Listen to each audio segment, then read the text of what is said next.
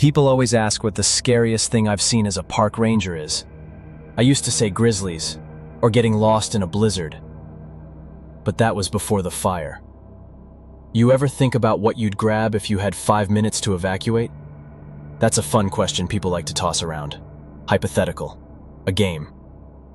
When you live out here in Glacier, though, it stops being a game real fast. We talk a lot about fire. Fuel loads, containment lines, humidity levels, wind shifts, all the numbers that make the difference between a close call and a funeral. But no amount of briefings or fire science can really prepare you for the day it comes straight for you. I was working lookout duty out near the North Fork. You ever been out there past Pole Bridge? Feels like the edge of the world. One road in, one road out. My station was an old fire tower perched on a hill with a 360-degree view of pure wilderness. Mountains to the east, pine-covered ridges to the west. Down below, just forest, nothing but green. It was August, hottest I'd felt in years, the kind of dry heat where the pine needles crunch like glass under your boots. We'd been on alert all week. Red flag warnings, low humidity, high wind, the kind of conditions you can feel in your bones. But it had been quiet. No lightning, no campers lighting up half the forest with illegal fires. Just still. That morning, I climbed the tower like always. Coffee in hand, binoculars slung around my neck. I remember thinking how blue the sky looked, just an endless stretch of perfect sky.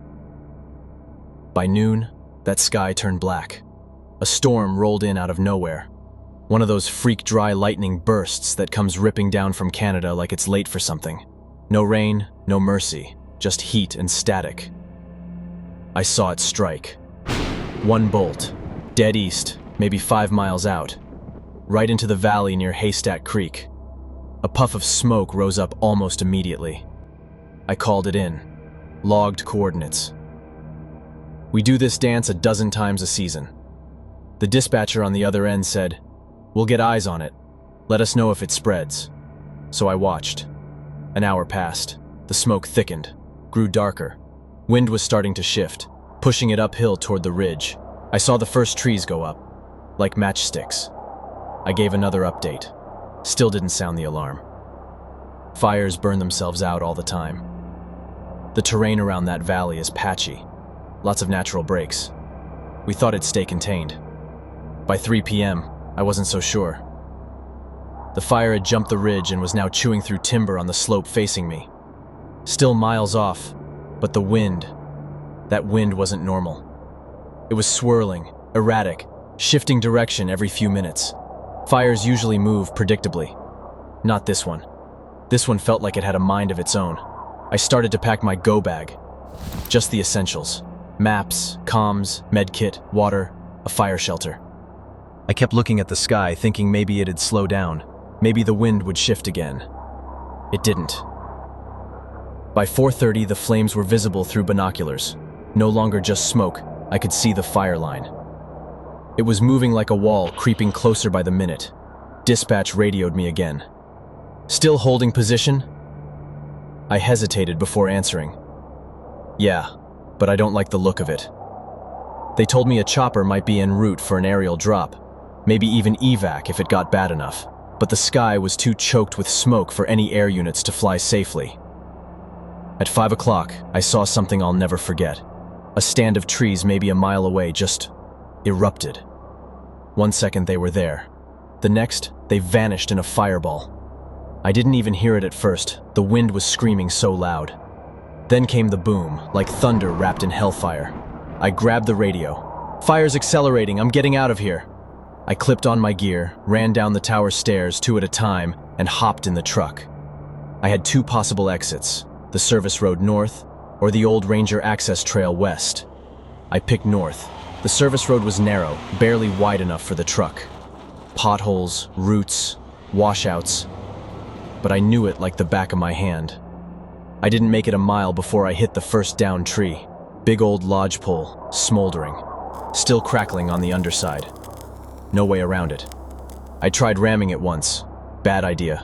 Almost blew the radiator. I reversed and went for the west route, the old trail, not even meant for trucks anymore. And that's when I heard it. That roar. That monstrous, animalistic roar. It wasn't wind, it wasn't thunder. It was the fire, coming down the valley behind me like an avalanche of heat and smoke. I gunned it. The trail was overgrown, barely visible in places. Branches whipped the sides of the truck. Ash started falling like snow. Visibility dropped to 20 feet, then 10. Then I couldn't see anything but smoke. I kept going. No choice. I had one job now. Get out. That's when I saw them. 2 kids, probably in their late teens, standing off the road in the smoke. One upright, barely. The other crumpled in the dirt. I hit the brakes hard. The tires skidded in the ash and the truck fishtailed a little before stopping. I jumped out and ran toward them, waving the smoke out of my face with one hand. The kid who was standing, he didn't even flinch. Just stared through me like I wasn't real. Eyes wide, face blank, shaking like a leaf. The other boy was face down in the dirt. One of his legs was twisted under him in a way it shouldn't have been. There was blood near his hairline, and he wasn't moving. I dropped to one knee and checked for a pulse. Still there. Weak, but steady. He was alive. I looked up at the standing kid and said, "He's breathing." But he didn't respond. Didn't blink. Didn't ask anything. Just whispered, "He's dead." Over and over. "I think he's dead. I think he's dead." I didn't mean to leave him. It was like he wasn't even seeing me. Like his brain had just shut down the moment it all went wrong. Later, I'd learned they'd been hiking off trail when the smoke hit them hard. They tried to outrun it, stumbled into a ravine. The injured kid fell and slammed his head on a rock.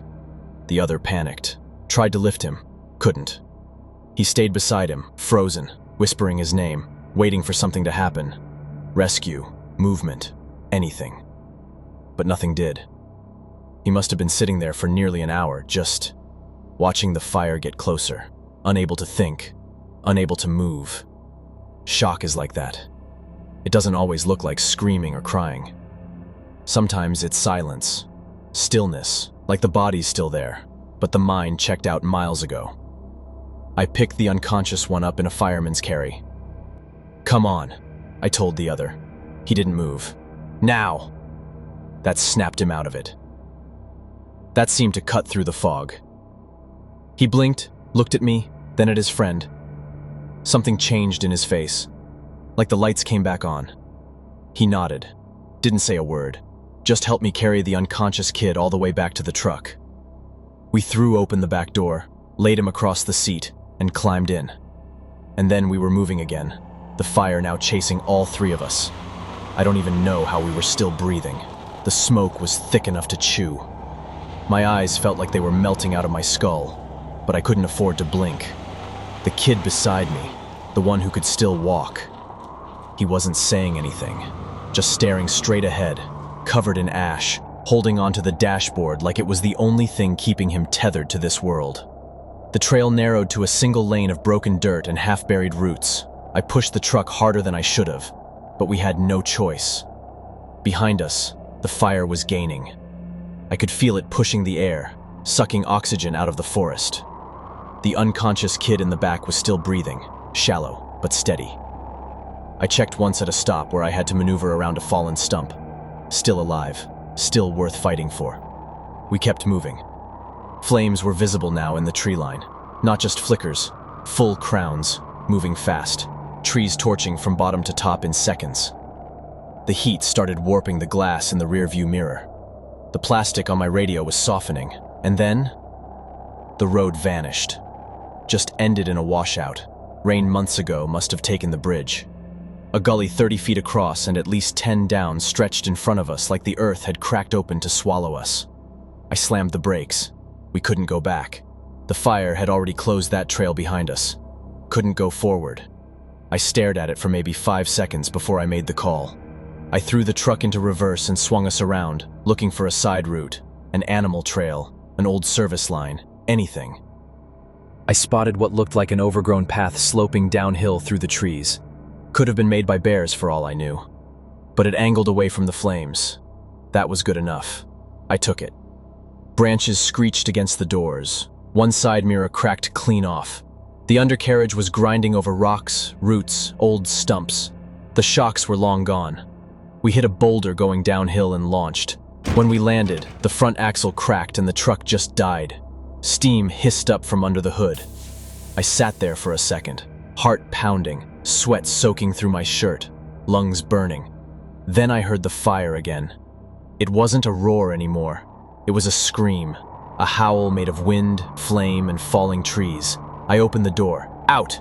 Now! The walking kid stumbled out. I yanked the back door open and pulled his friend out over my shoulder again. The three of us started running. There's something surreal about fleeing a wildfire on foot. The way everything glows, not just red, but this unnatural, angry orange that pulses through the trees like the forest has a heartbeat. The ground itself was hot. Even through my boots, I could feel it. We didn't know where we were going. No trail, no direction, no map. Just instinct. I kept moving downhill, hoping lower elevation would buy us time. But the smoke was thick enough to blind us. We could barely see more than 10 feet ahead. Embers rained down around us like burning snow. I kept brushing them off the unconscious kid's clothes, afraid he'd catch fire just from contact. The other kid tripped once, fell to his knees. I pulled him up by the collar. "No stopping," I said. He nodded, lips cracked, face gray. We ran until we couldn't. Then we walked until our legs gave out. Then we crawled.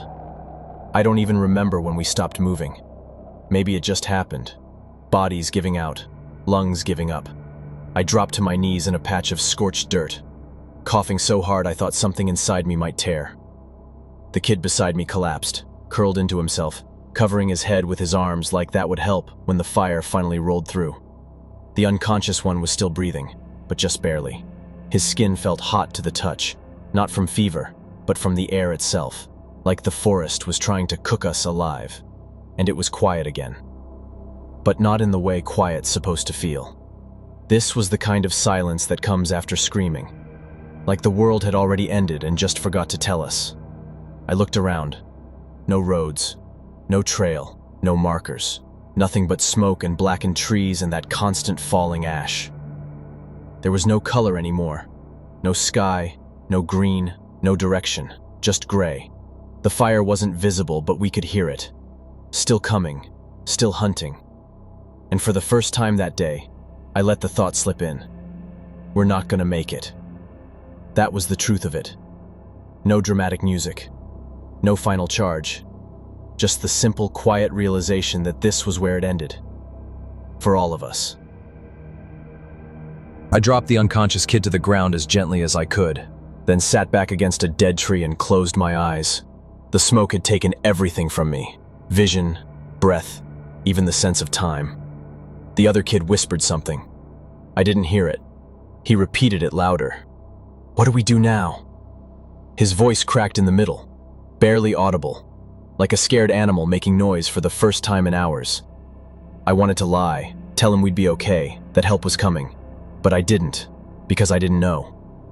We just sat there, the three of us, in the middle of a dead forest. No sound, but the fire breathing somewhere beyond the smoke. I was about to give in. I really was. My body hurt. My vision tunneled. The heat felt like it was peeling the skin off my arms. And then, something shifted in the haze. A glimmer. At first, I thought it was just a heat mirage, a trick of the smoke. I blinked, rubbed my eyes, tried to stand. But it was still there. A strange shimmer in the distance, low to the ground, reflective. I staggered forward a few steps, shielding my eyes. Then the wind shifted just enough to pull the smoke aside, for maybe 2 seconds. And I saw it. Water. A lake. Real. Right there. Maybe 200 yards out. Tucked into a bowl of rocks and trees. Steam rose from the surface like the world itself was exhaling. "We need to move," I said. The kid looked up at me, confused. "There's a lake," I told him. "Come on, now." I picked up his friend, couldn't even feel my arms anymore, and we started moving again. Not running this time. We didn't have that in us. Just stumbling forward like drunks in a nightmare. But that lake was real, and it was waiting for us. We waded straight in. Didn't stop to check for rocks, didn't check for depth, Didn't care about snakes or leeches or whatever else might have been living in that water. It could have been boiling, and I still would have walked in. Anything was better than what was behind us.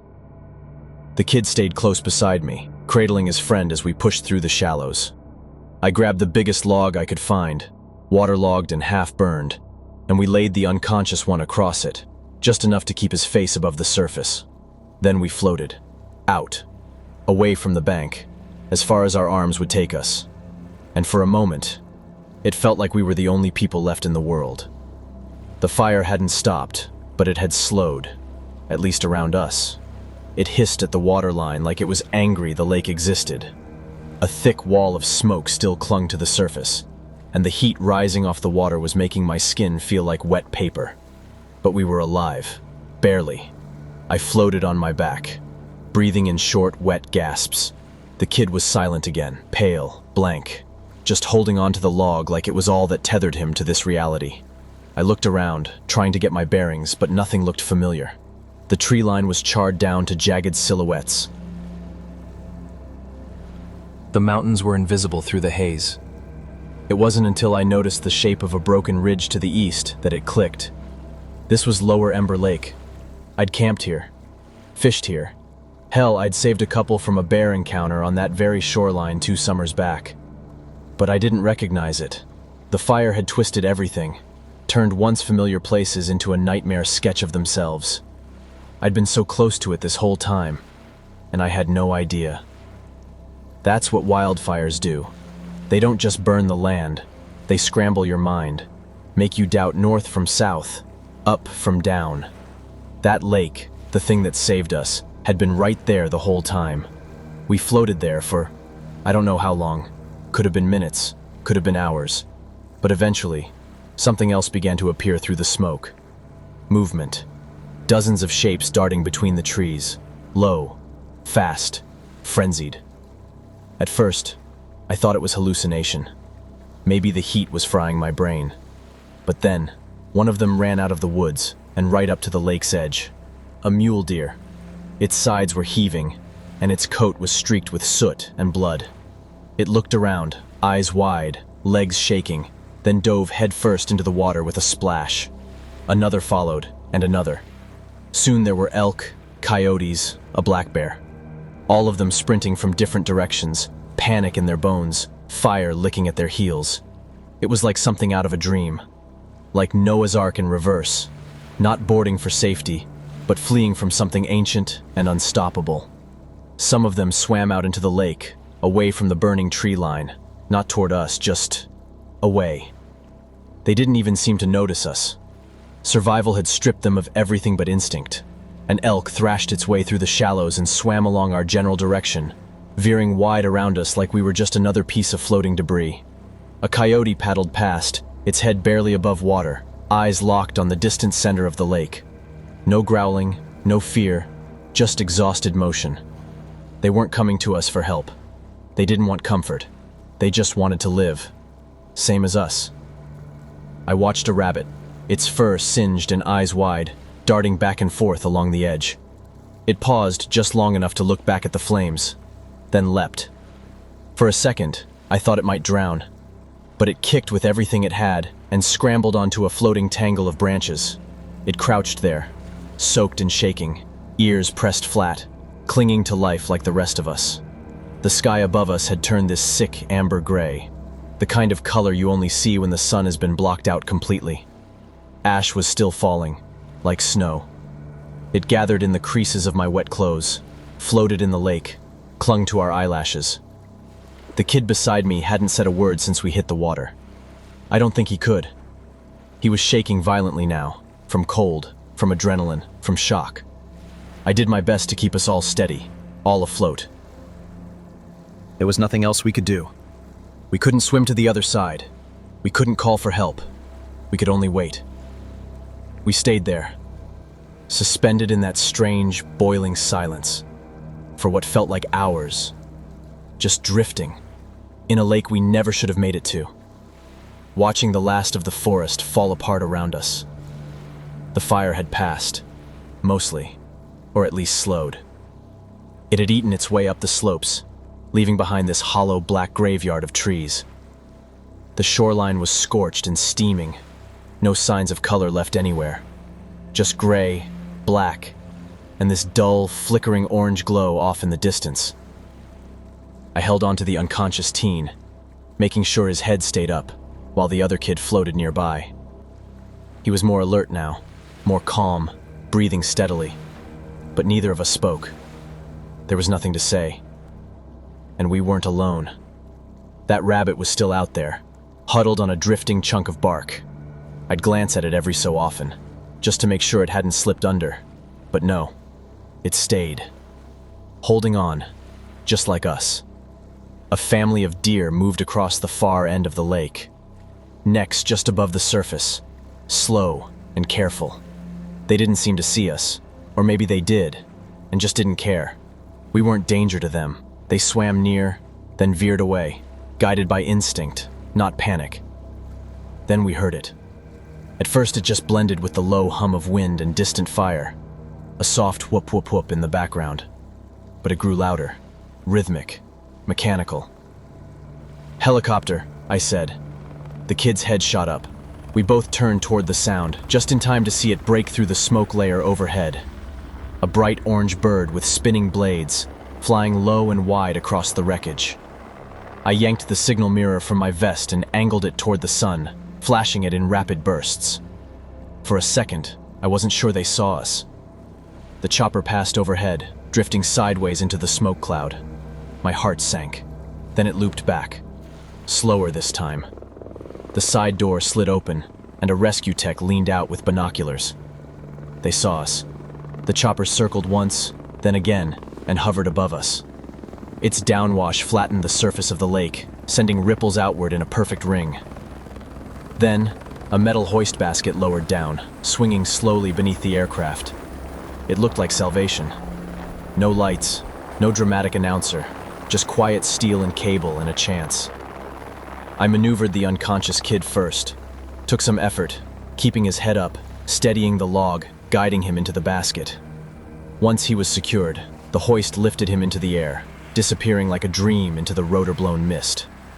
The other teen climbed in next, still silent, still in shock.